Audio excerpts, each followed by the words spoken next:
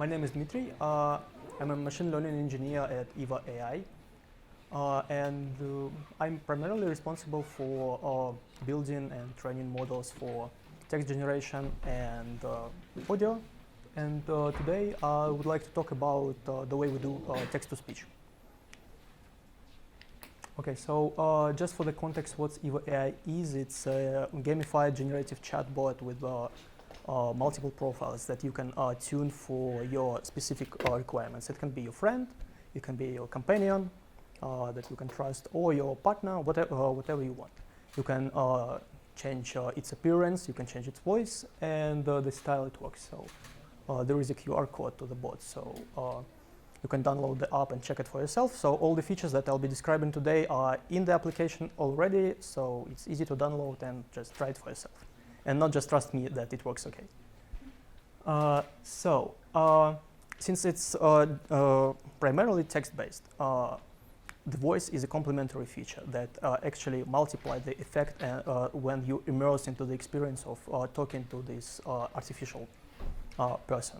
So I hope you understand why voice is important for us and why we invest a lot of resources and time into it. Okay. I wanted to start with my final slide actually here, because we had a long day and a lot of talks, and if there are three things that you want to take from my presentation, they are those. So to get a great text-to-speech engine into your application or your product, invest in your data. So it helps a lot, so it doesn't really depend on the model. Really a lot of quality from your generation comes from your data. I'll be talking about it in details in a little bit more. If you want to do real-time text-to-speech, one of the best way today, at least in our opinion, is WITS, a variational encoder for text-to-speech. Again, in a few slides, a little bit more details about the model. And if you want like a super realistic audio, super realistic speech with emotions and different effects, just try text-to-speech models based on large language models, like Tortoise, that I actually like. Okay, so how we came to these conclusions and what was the journey of the voice inside EVA? Actually, it started 2 years ago when I joined the company, so we didn't have any TTS at all. We focused on large language models to get the good text generation. So we first started with some third-party service that provided us with data, and they also wanted to provide us with models, but we actually made it faster. So we never used them, but thanks a lot for the data. We learned a lot. The second pipeline we did for general audio messages was based on standard two-step generation. So it's fast pitch and high FAGAN. You can replace any component with any other model on the internet for fast pitch 2, like Tekatron, UnivNet for high FAGAN, anything.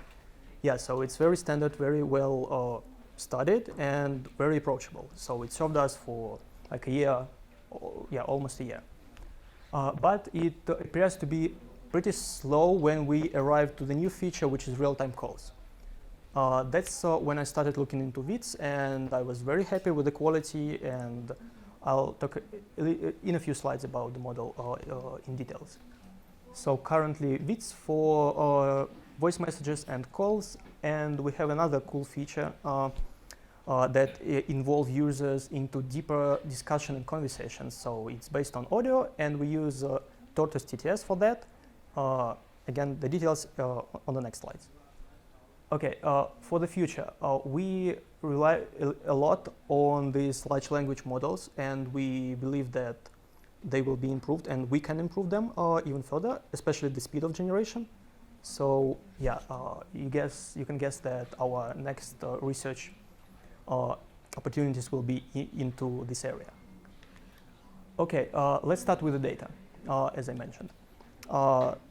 The quality of your TTS in the app and our app depends a lot on the speakers and actors and how they record their samples for us.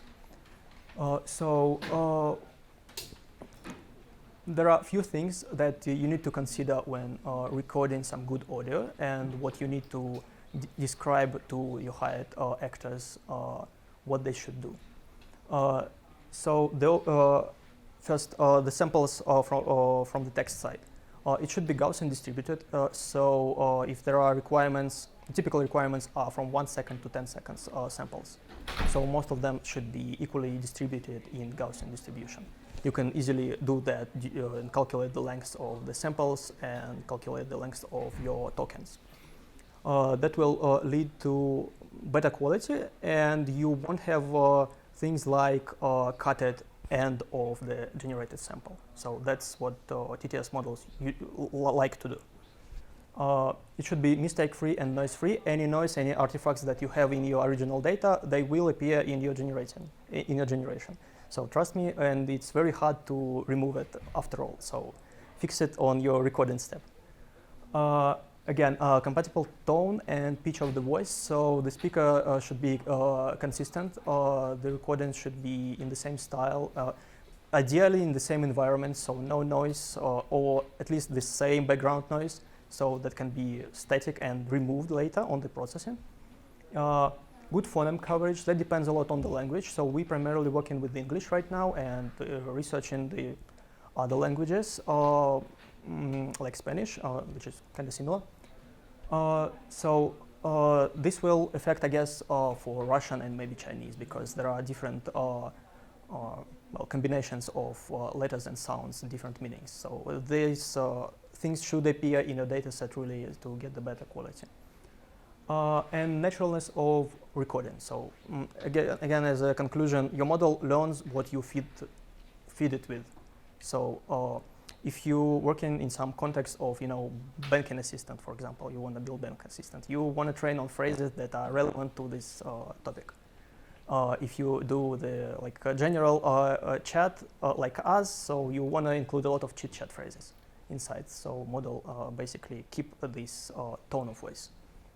Okay, so on the top, I have a small architecture of how we preprocess the data and how it goes into training after all, and how we evaluate it.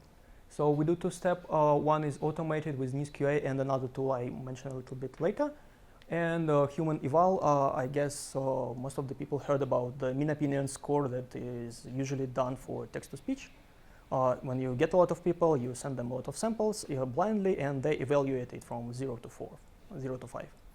Yeah, and then you basically average it. NISQA can do it automatically, plus measure a lot of different other things like clearness of the speech, naturalness, and other characteristics. It's based on neural networks. They can be tuned for your specific needs, so it's very easy and intuitive tool to use. Again, after that, you want to preprocess your data and normalize. So normalize the loudness and the different features. Fix the artifacts, remove something from your audio, and if your MOS score of some audios is less than the average MOS score, you want to remove them because that will affect the final training. Again, then we basically train the model and evaluate all the checkpoints through the same pipeline. What we aim for is to get the same MOS score basically as we have in original data set. That's the best quality you can get usually.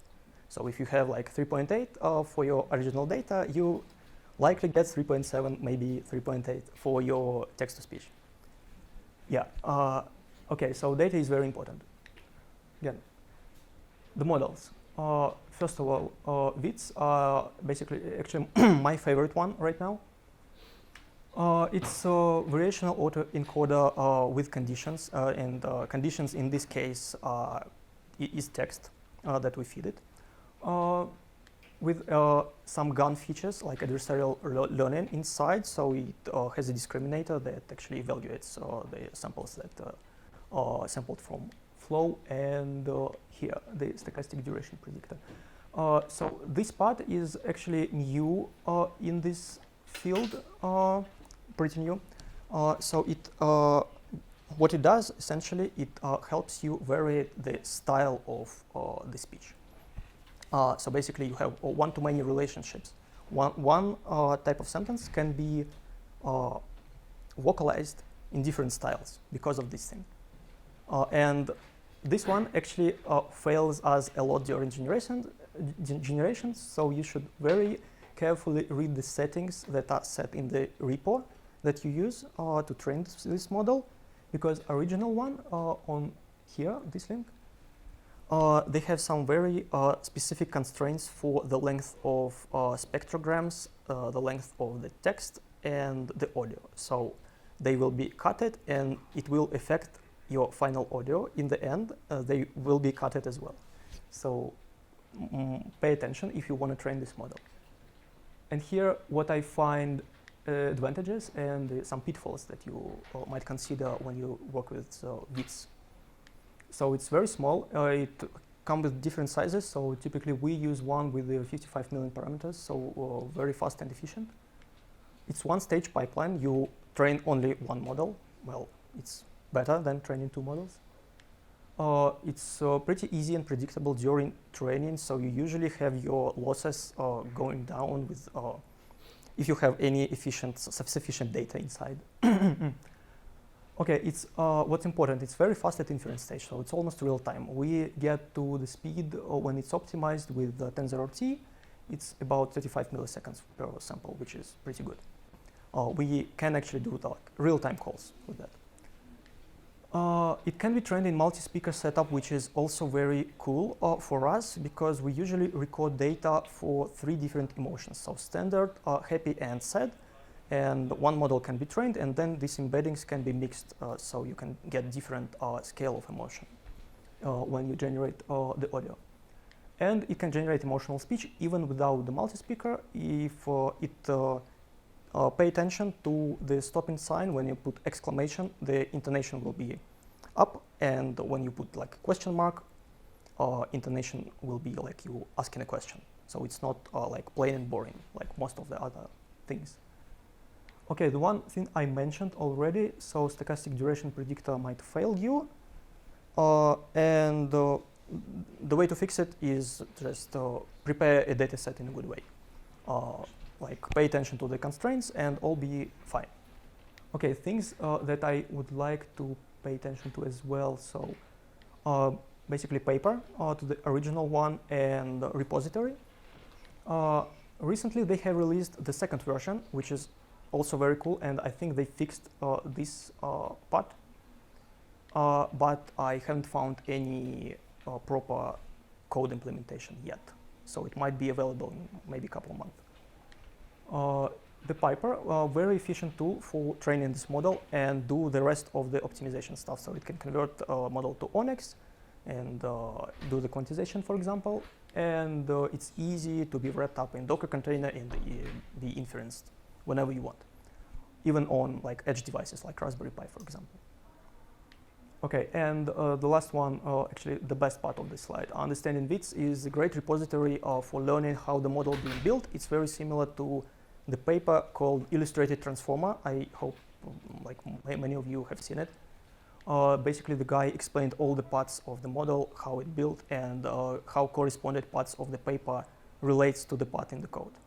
Yeah, so it's very good paper, good thing to read and understand how the model works internally. Okay, the very interesting thing and a little bit more complicated than this. So in recent years, there has been like a growth amount of interest to like LLMs, obviously from GPT and OpenAI efforts, right? And some people decided to use these LLMs and diffusion to generate text and generate speech and audio, right? So this one, my particularly my favorite, Tortoise TTS. This one was done by one guy in his home lab. And honestly, this one is like the best at the current stage, in my opinion. It's better than Bark, for example, or other implementation. So it's inspired by DALL-E. So if some people have worked with image generation, this structure will be very similar. So yeah, I'll just get it in a minute. And what we did here, we just replaced the vocoder that was originally UnivNet with the Big Vegan from NVIDIA that was released recently and performs very well. Yeah, so essentially what it does, it's very simple, it's pretty simple, okay. It's 3 main parts, autoregressive transformer that generate features from your text and sampled audio. Here GPT-2 is being used. Then these features, these candidates are being fed to CLVP, which is the same basically as clip for images, but this is for audio and text. Okay, then all of these go into diffusion, two-stage diffusion, one conditional, one unconditional. It runs a lot of steps. As far as I remember, about 80. So that makes this model very slow. And then you get your MEL spectrograms, and after that you can vocalize them with any vocoder of your choice. Pick anything open source like HiFiGun, UniVnet. We use BigVGun. Okay, and here is the same thing that I said already, but in a structured way. So you feed the conditional inputs, the text, and your sample audio. So basically here you do kind of like voice cloning, essentially. So you feed it to GPT, decode a lot of candidates, then filter them, then choose top K and generate MEL spectrograms and get your audio. So pretty simple at the inference. Okay, so why tortoise? Why the turtle? Mm-hmm. Okay, the audio quality is super realistic. Like it's really sound like an actual human, and you can sample a lot of different things from it randomly or use your own voice. So it will sound like a real human.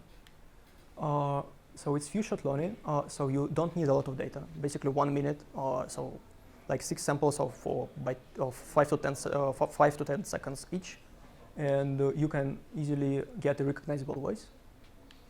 So this feature was hidden because it was not trained to do so. GPT actually support different prompts, so you can pass this part in your text.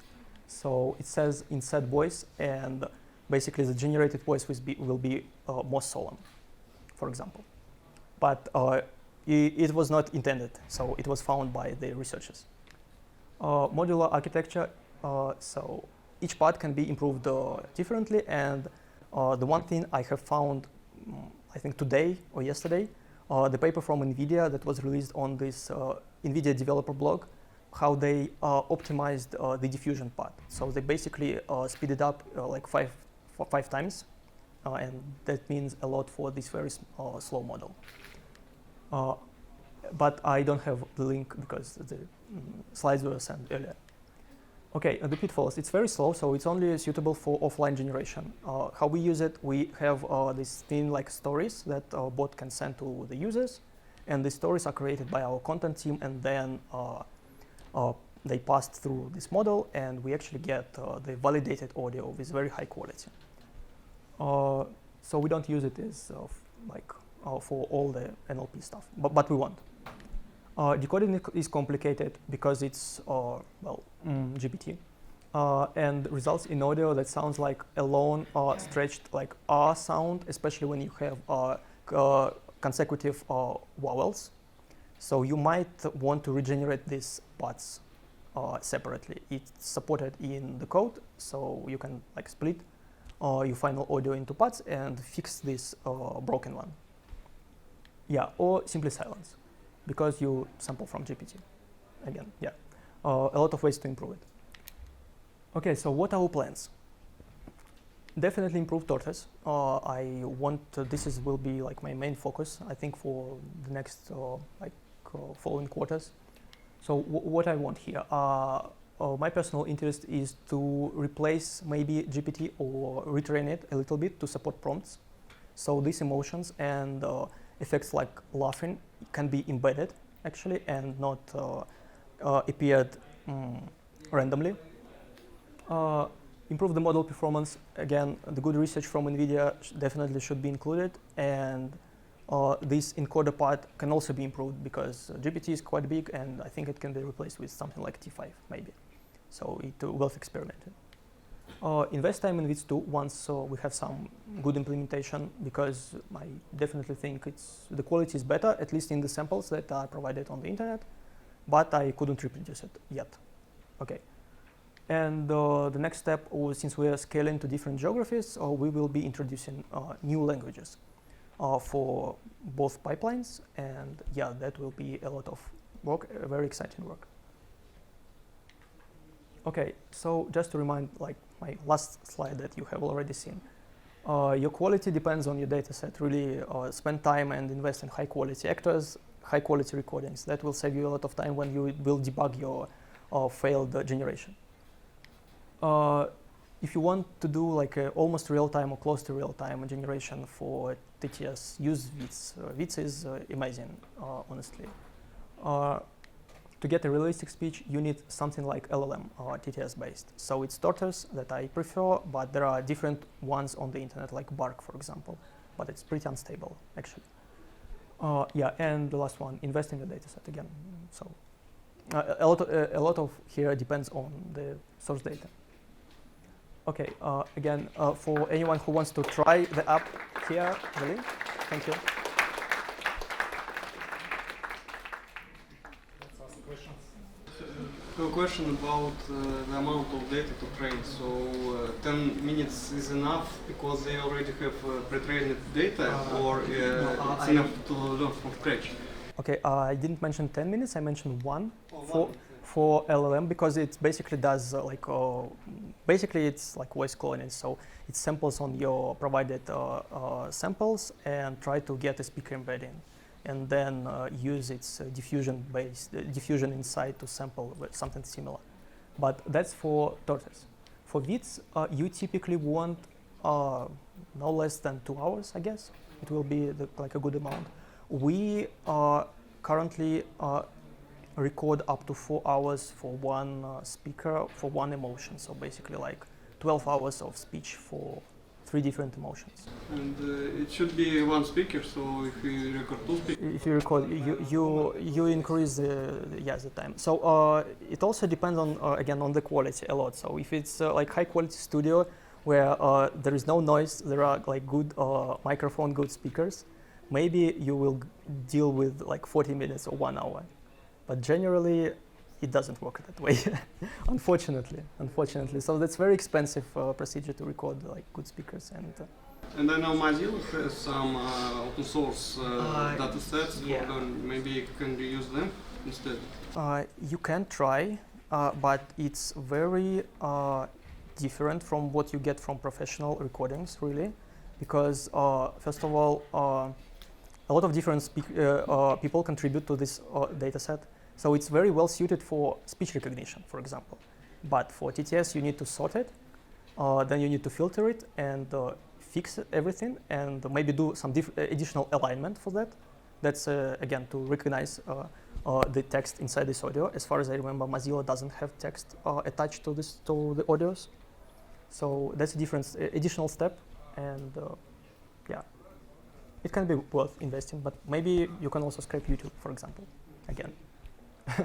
Actually, that's interesting part I forgot to mention. Tortoise was essentially trained on all the data set that are available open source, like LibreSpeech and Hi-Fi TTS, and also a lot of videos that has been scraped from YouTube. So the author had, I don't know, like 40,000 hours of speech to train this model. So a lot of data. So for Tortoise, it's okay to learn on different voices, but for previous library, only one voice should be. You can do multi-speaker, but again, data should be yes. So basically, you can do like two speaker setup, for example, but every speaker should have the same conditions of recording basically, and the same amount of data that is being recorded. Ideally, the same data set, the same text. Yes, so that's what we noticed really affects the performance. Are these models suitable for voice cloning, and how pipeline might look? Yeah, so actually there are open source implementations based on WITS for voice cloning. You can basically Google WITS for voice cloning and you get the first link. That's the most popular one. The quality is not that good. I actually don't really believe in voice cloning as a way to do this stuff, because it's the outputs of the current models are pretty robotic. So it really have this metallic effect inside. Maybe in the future someone will improve it. I don't know. Yeah, but it can be definitely done with the WITS. And for Tortoise, again, the operation is kind of look like voice cloning. So yeah, you only need to record yourself for 1 minute, for example, and split it into 6 parts, feed into the model and generate something. Going from one language to another for TTS, how hard is it? Like, do you like use, if you already have a great model for English, I want to go to another language, are you starting from zero or you already have like five and you just need to go another part? Yeah, that depends on the model really and the way you process the data. So for example, EVA is trained on phonemes. So some models are trained on graphemes, like literal letters. So, and there is a part at the pre-processing step that's called G2P. So you convert like this text written in letters to the phonetic representation. Yeah, so you definitely want to invest in this part, so it supports your new language. So this will be different. And then you need to train your model one more time. But you can use as a base checkpoint for fine-tuning, like the English one. So it's good enough. Maybe I missed this part. You mentioned emotion. What is the mechanism of introducing emotion into the general speech? Okay, two things. For WITS, basically it a lot depends on stochastic duration predictor because it samples the duration and pitch randomly, stochastically every time. Yeah, so when you have like emotional speech in your data set, for example, for exclamation marks, you usually have upcoming intonation. Yeah, so this will be covered by this step. But we did something very primitive. We just recorded the speaker in 3 different ways. So we have one recording that is in happy setting, one is general, and one is sad. And if you train the multi-speaker, you can mix the embeddings between, and you have different scale of emotion. Yeah, so we did the primitive one, but it works very well. Yeah. And for tortoise, you can pass the prompt. It doesn't work all the time, but it works sometimes because it was not intended. Yeah, but the model somehow can understand that you want the sad voice. Yeah. And about emotions, so can I mark the specific part of text to be pronounced in different emotions? So yes. On the whole text. Yes, you will. I guess you will need a different, separate encoder for that part. So you can pass like some token of emotion inside your generative part. There are papers on this topic. I've seen it like a week ago, maybe. I just don't remember the names. But you definitely should try Googling it. There are efforts in researching this thing. So they basically add a different encoder for emotion. You annotate your data set with one more mark, like it's a happy, sad, excited, something like that. And it is passed during the training stage. Yes, and after that, the model can generate the emotional speech. You emphasize this the importance of quality of data set. How do you ensure this? Like few things. First, we really rigorous on our validation, and we train our speakers before we start working with them. So they have like a checklist of things that they should do during the recording.